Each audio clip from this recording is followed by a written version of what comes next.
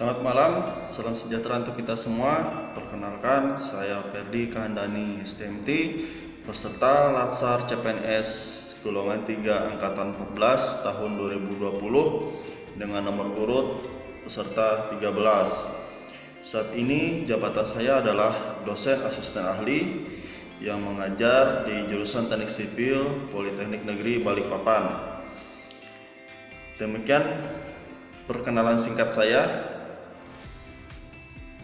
Hari ini saya akan membawakan resume tentang kesehatan jasmani.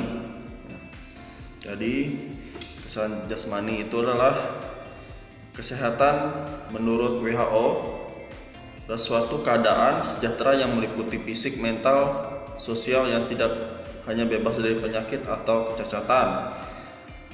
Menurut Undang-Undang Nomor 36 Tahun 2009 tentang kesehatan adalah keadaan sehat baik secara fisik, mental, spiritual maupun secara sosial.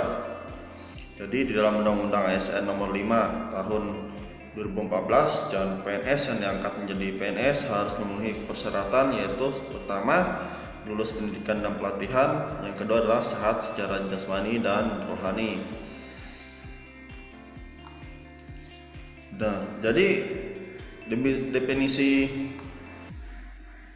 sehat itu menurut Profesor Sujatmo adalah kesehatan jasmani atau kesehatan jasmani adalah kemampuan tubuh untuk menyesuaikan fungsi alat-alat tubuhnya dalam batas fisiologi terhadap keadaan lingkungan, ketinggian, kelembapan suhu, dan sebagainya. Jadi agar mencapai sehat secara jasmani harus memiliki pola hidup yang sehat.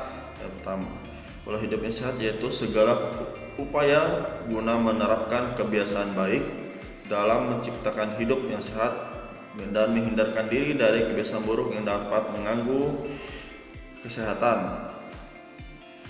Pola hidup yang sehat adalah perilaku kesehatan yang dilakukan atas kesadaran. Kebiasaan hidup sehat itu yaitu makan sehat, memenuhi gizi seimbang, minum air putih, berpikir sehat, istirahat yang cukup, melakukan aktivitas yang sehat atau aktivitas fisik, dan memiliki lingkungan yang sehat dan didukung dengan gizi yang seimbang. Nah, untuk kesehatan mental, sehat mental itu tidak hanya sehat secara fisik, tapi harus sehat secara mental. Jadi mental itu adalah pikiran memadai kemampuan manusia untuk memadai segala hal yang memungkinkan manusia bergerak ke arah yang ditujunya.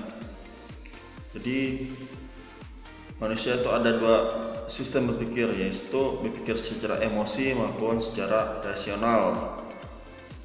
Jadi kalau secara emosi itu adalah limbik dan rasional itu secara prefrontal, ya, yang disebut dalam kesehatan mental. Limbik ini apabila terjadi keadaan panik, biasanya dia akan bekerja secara cepat dan kilat dan membombardir seluruh otak kita.